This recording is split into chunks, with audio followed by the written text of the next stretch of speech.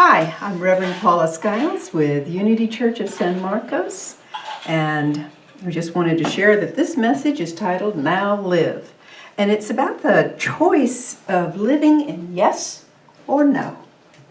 In the allegorical story of Adam and Eve, who are the first man and woman of earth, so to speak, they ate of the fruit of the tree of knowledge of good and evil. And before they did that, they simply walked in the garden with God, and God walked with them, and everything was just peachy, right? Okay. And when Adam and Eve partook of the tree's fruit, they became empowered with awareness and the understanding of what choices they have and the ability to make a choice. It was what some people call it free will, some people call it different things, but it's awareness. And when you have awareness, there comes with it a responsibility. The responsibility of good and evil. The responsibility to not only know what it is, but to live in it, if you will, or not. And so, good essentially is that which is godly in character, and evil is that which causes suffering. And it's not a separate force or powerful or anything like that. It simply is something that humankind, through awareness or through our capacity to make choice, have developed. And so Adam and Eve, as a result of partaking the fruit, were told they had to leave the garden. So God made them skins and sent them on their way. Now this is a story designed to help people from a simpler age, to understand how we got to where we are and where we came from, and answers big questions like, why am I here? That kind of thing. Or was meant to do something like that. And so it includes the idea that we now have certain capabilities that we didn't have in the garden. For mainly, it is awareness. And the fruit of the knowledge of good and evil has two aspects. The capacity to create good as well as the capacity to create suffering, not only for ourselves but for others, whether it's good for ourselves and others or suffering for ourselves or others. And each of them have consequences that reflect in our own lives. Our choices pare down essentially to that we can now live a good life or do nothing, so to speak, and just let life happen to us. But when we look at life in that way, that, I'm powerless, there's nothing I can do, we will just generally look around and see evil won, right? And so now live, spelled backwards, is evil won. And so when you and I are living in a backwards manner, looking backwards, or living in a way that doesn't move us forward, so to speak, then that is when we are susceptible to what is possibly a way to suffer, whether it's for ourselves or others. And this isn't about, we're doing something wrong or anything. It's just we develop beliefs, false beliefs, or we develop conditions or behaviors that don't really serve us well. And maybe they did for a time. They helped us to survive, or maybe they were what we needed at certain points, but they weren't based out of a reality of truth. And so when you and I behold the good, really, literally, you are God's presence moving and being active in this world. And you are empowered, you're intelligent, you're fully present in the moment, and there's a different way of experiencing life when we're doing that. And I know you've all experienced it. It takes effort. I'll admit it, it takes effort to live in good. But it has some very real benefits that are actually life-changing and eternal for you and I. There's a statement called, "Now is the winter of our discontent." And that's from Shakespeare's Richard III. It helps us to see that there is relief in sight. We're not held in this place of suffering endlessly. It's a temporary condition, if you will. Because it seems that there's a human tendency that you and I and many other people have, that no matter what we're going through, there's always going to be something better, something greener on the other side. And so we can take from this little ditty that I have heard, and I'm pretty sure maybe you have heard from Anonymous. People wait all week for Friday, all year for summer, and all their lives for happiness. I used to live like that. I mean, many years ago, but yes, I lived like that. And I didn't take any of the moments that were going on. How many of my moments with my children, or how many of my moments with my late husband, or any of those kind of things. Just, waiting for that next good, pining for something, that I wasn't able to be present now. Live. So busy getting ready for that. Yeah. I get it. Yeah. So Werner Erhard said, "This is it. This is your life. Mm-hmm. Take this a moment. This is it. Mm-hmm. This is your life. Whatever it is, this is it." And why would we miss out on all the opportunities that are present and savor them? When I did a white stone ceremony before COVID, BC. Yeah. That's a BC, right? 2020 BC. There was a statement or a word that came to me that I wrote upon, and it was savor. And that stone is right now it's sitting in my car, and every now and then I pull it out and I pray with it, and it's just I want to savor this moment. And so the truth is, what you and I believe in, we are served by, and we serve it. And so what you believe in, you serve and are served by it.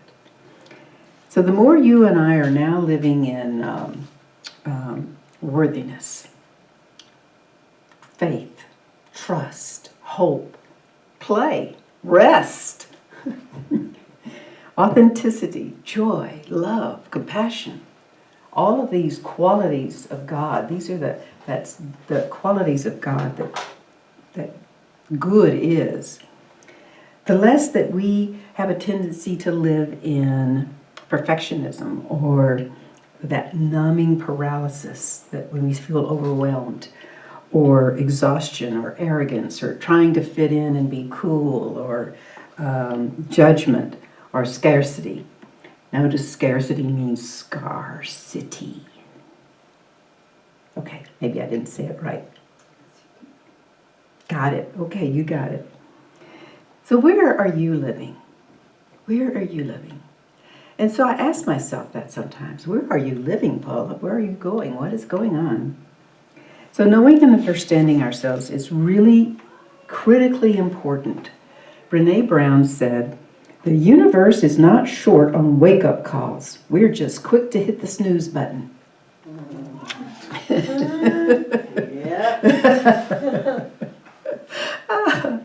So here's the reality. You and I can disassociate ourselves completely and permanently from any thoughts, feelings, beliefs, attitudes, or conditions that keep us from good. Now that's a powerful statement, and it's an empowering one. So we literally do have a choice. We can discover, if you will, what it takes to live now the good life. Here's a practical hint from Jesus on his Sermon on the Mount from Matthew 5:37. He said, "Let your words be yes, yes, or nay, no, no. Anything more than this comes from evil." Now, yes, yes is affirmation, and no, no is literally denial. I mean, it's, no. And as we know, evil means that which causes suffering. And so, did you know that your every word that you speak has power? Every word you speak has power, and it has a certain energy and a vibration. And so, your very being responds to the words that you speak, whether you're speaking them externally or internally, silently to yourself, and they run in your head. And so I have to really pay attention to when I am stuck on something, if you will, or something stuck in me. And that is the time, if you will, when I'm most clear that I need to just look at what I'm thinking. What am I feeling? Am I producing good, or am I producing suffering for myself or someone else? Denials, and when Jesus talks about it, yes, yes, and no, no, he's talking about literally creating statements of denials and affirmations in a way. Now, he may have been speaking on a more simple term, just like, yes, I will be with this, or no, this is not acceptable. But he was allowing the idea that there is power within your words, the power to affect and change your life. And so these denials and affirmations are positive ways to educate our minds and our hearts. And many times there's a difficult personal shift that we have to take. And we have to really dig down to our roots, finding out who we are. So DIG is an acronym. D is deepen our awareness. Deepen our awareness. In other words, get off the surface of busyness and go within and get below that surface stuff that we all think we have to get done, and move into that ideas of who am I and what am I about and what am I needing to do in this moment. Becoming aware. The I is inspired to make new choices or different choices. Being deliberately relaxing instead of just spending a whole lot of time with soul-sucking stuff. Anything that's restorative versus draining, in other words. And then G is go for it. Take action. So dig is deepen, inspired, go. All right? All right.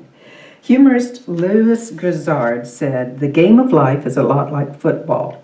You have to tackle your problems, block your fears, and score your points when you get the opportunity." Now, I don't know how many of you might be football fans, but the reality is you and I must first tackle our problems. This means you and I dig to see what they are, tackle them with truth. Block our fears. There must be a physical and mental house cleaning. Denials block or eliminate our false beliefs and fears, or false evidence appearing real. As in football, it takes practice, and lots of it, whether it's denials or affirmations, in order to create those opportunities for scoring the points, or in other words, creating the good in our life. So we become aware of any thought or feeling or situation that doesn't serve us well anymore. It's time. No is a necessary magic. No draws a circle around you, and with love's light it says, enough. This far and no further shall you come, and here shall your proud waves be stopped. And that's the energy of no. is that whatever has been against us or moving against us, we just say, through the power of God, no, no more. And we're freed from it. Perhaps you can use a denial statement. And you may not think you need them, but I got to tell you, if you've got any kind of, I like when I'm driving, unforgiving thoughts for other drivers. I don't know about you, but there's a moment or two, or maybe several, when I have to really say, no, no, not going there, not going there. Because sometimes I have these unkind thoughts about people who are on the road with me. I don't know about you, but that seems to be one of the places that I most am susceptible. So it takes that effort to really dig, to get to know who we are, and being honest with who we are, authentic. And it doesn't mean that we deny what's going on. As a matter of fact, it means that we actually look to see what are we thinking and feeling and what is the facts and what's happening, and then look to see what is the truth of the situation here. A denial has to have an understanding of all of this. And then we choose to now live in a healthy self-awareness. And so we do that. So we don't have to give up good, and we don't have to let go of our comforts. That's not what denial means. It means that we are willing to accept that immutable good of God into our very presence. And it's a mental activity where we eliminate the old little mental demons, if you will, that take up space in our mind. And then we replace them with the God thoughts or little angels. Yep. Yeah. Myrtle Fillmore, who happens to be the co-founder of Unity, took the time to follow her heart. And she would take a chair when she was physically ill with tuberculosis. She would take a chair, sit it in front of her, and she would have a conversation with Jesus. What? She would have a conversation with Jesus. And in this time frame, she would spend several hours of just literally affirming all the great good that her body did and how happy and pleased she was, and asking her body to forgive her, like through the power of Jesus' love, and talking to him about forgiveness and needing that, and how she didn't understand what she had been doing to herself and things like that. And in the process of love healing her, she was able to release tuberculosis in a day when they didn't have vaccines and things like that. She used literally denials and affirmations to change.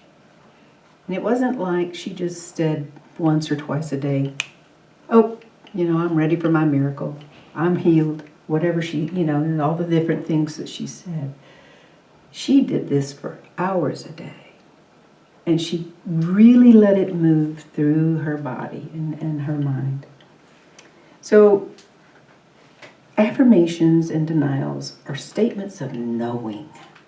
They are realization thinking rather than just wishful thinking.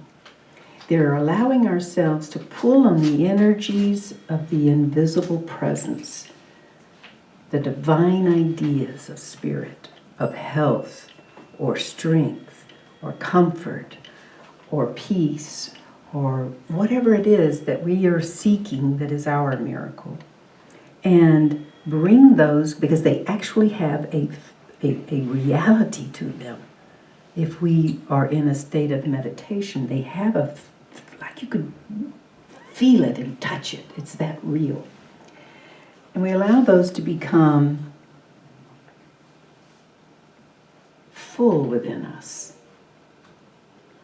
And to take over, if you will, that situation, that condition, that mindset, or that belief, and just move it in a different direction, or heal it, or any of the other things that we may be praying for. So take a statement that expresses life, health, wholeness, and declare it over and over. And if you don't believe it at first, that's not important. What happens is over a time, anything that you declare and hold, especially when you bring in those energies or the divine ideas of spirit, a belief is formed.